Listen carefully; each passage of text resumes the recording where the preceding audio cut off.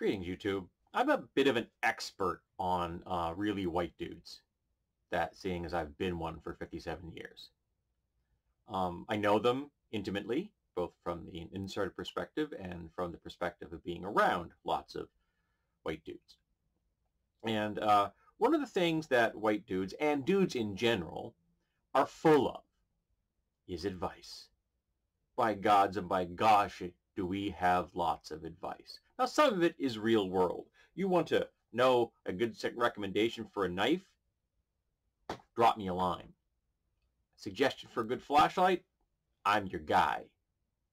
I may not know all the specs, but I'll give you an option that'll serve you well.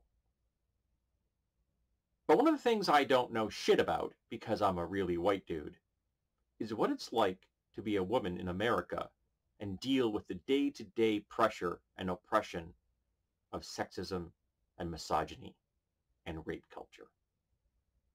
No goddamn idea. For most of my life, I was completely ignorant of it. Utterly unaware that the women in my life who I considered to be dear friends, who I loved and love now, had to go through so many machinations on a daily basis, having to plan their trip journeys, having to make sure that they left information about where they were going, and they were going to make sure they told someone about when they arrived.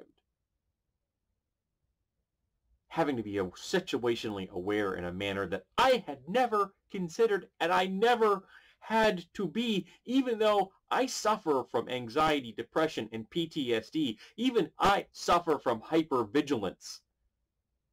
Even though I walk into a room and look around and see, what can I use as a weapon in here? Where are the exits? And I still never had to deal with the shit that women deal with every goddamn day. And they can't even be safe in their own home. Maya Marcona, or Macano, don't know how to say that one properly, I apologize, was killed by someone that just had a key to her apartment. He was maintenance. He could get into any apartment. So there's something to be said to make sure that you have a way of making sure your lock doesn't open that doesn't involve the lock. Make sure that your door has a means of being locked from the inside that can't be accessed from the outside. And that's sad, but it's true. And you know what that is? Advice. What did I say earlier? We're full of it, aren't we? And that's an example of what we do all the time. We give advice. We tell women, you shouldn't dress like that. You shouldn't go there. Go in a crowd. Make sure your drink is never uncovered around anyone you don't know. Make sure when you're heading to the bathroom that there's someone else there as a witness that you went down there. Make sure you look in the back seat of your car. Make sure you carry your keys between your fingers, which is actually not a good idea because you're going to hurt your hand more than you're ever going to hurt anybody else. Maybe just carry pepper spray, maybe a taser. And we are constantly and endlessly willing to offer up that advice. We have an endless litany of it. We are veritable cornucopias of this shit. But how many times have you looked at a guy in the eyes and said, don't rape? How many times have you, a dude, looked at some guy in the eyes and said, do you know what consent means? Because I got to be telling you, I haven't done it often.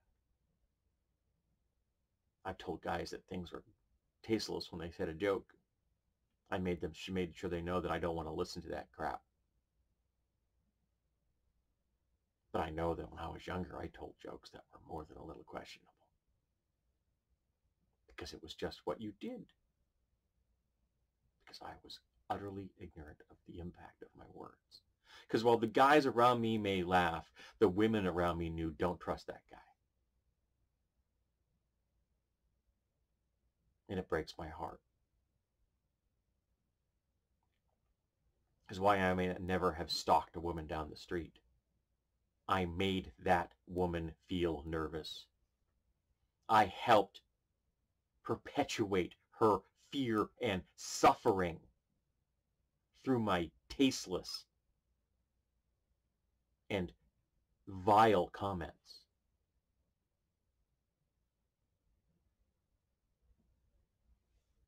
And if somebody asks you for an opinion about their appearance, cool, offer it.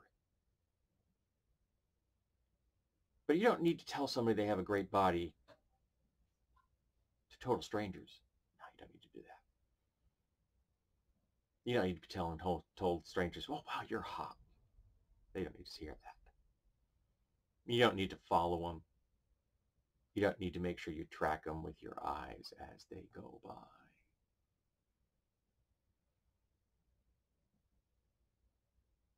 You don't need to be perpetuating the system, and it is a system.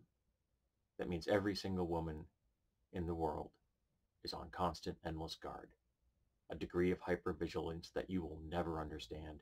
And I, someone who suffers from hypervigilance, cannot even fathom how much more horrible it must be for women than it is something that I deal with every day. Stop with the advice. Tell men not to rape. Tell men not to tell those jokes. Tell men that consent is real. And if they don't know what it is, then you better friggin' look it up. And you better talk to a therapist. And you better understand that what bodily autonomy and agency means. And you better accept, if you're proud of a high body count, it's okay if a woman wants to be proud of a high body count. And if you're proud of the way you look when you leave the house, it's okay if a woman is proud of how she looks when she leaves the house. And if you feel comfortable walking down the street, knowing that no one is going to grope you or say sexist crap about your appearance, then so should they. And if you're confident that no one's going to drug your drink at a bar and then try to take you home and rape you, they should also be comfortable in that. We should make rape a crime that is so rare that it becomes an aberration. But we don't do that. Nor do we address the fact that even when men are raped, who's doing most of the raping? It's a fact that most men do not want to address. Yeah, men are. Because I will get comments in my videos when I talk about rape culture, and men will tell me, well, men get raped more than women because they're discussing the criminal system, the justice system, the prison system. And they don't seem to ever get that it is other men doing the raping. They seem to act as though it is like the weather. It's not. It's something completely under my control and your control. And all we have to do is not harass, not assault, not drug, not grope, not rape. All we have to do is not tell the jokes to make sure that everyone in our lives knows what consent is. And we need to do it from the day the person enters the world. And they need to know it always, that there are no exceptions. If you're married, it doesn't matter. If you're dating, it doesn't matter. If the person's drunk, it doesn't matter. The consent is always, and rape is rape. And the problem is with men. We made this problem. We have to fix the problem. It is not a woman's problem. It is a man's problem. Because most rapists are men. Face that fact. Stop trying to dodge it. But in the meantime, I've gone on long enough here, just make sure you stop with the advice. Because they don't need to hear it. They've heard it already. You're not helping. Instead of telling a woman advice about how she can keep herself safe, tell a man not to be a rapist. Make it such a common part of your day that it becomes natural. I'm going to work on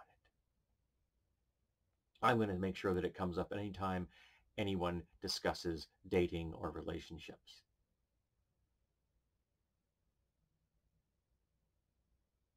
It should get to the point where the discussion of rape is abhorrent because it's so rare. But at the moment, it's ubiquitous. And we make women suffer. And we don't do anything, even though we're the ones causing that suffering. So, stop with the advice. Be a part of the solution, not the problem.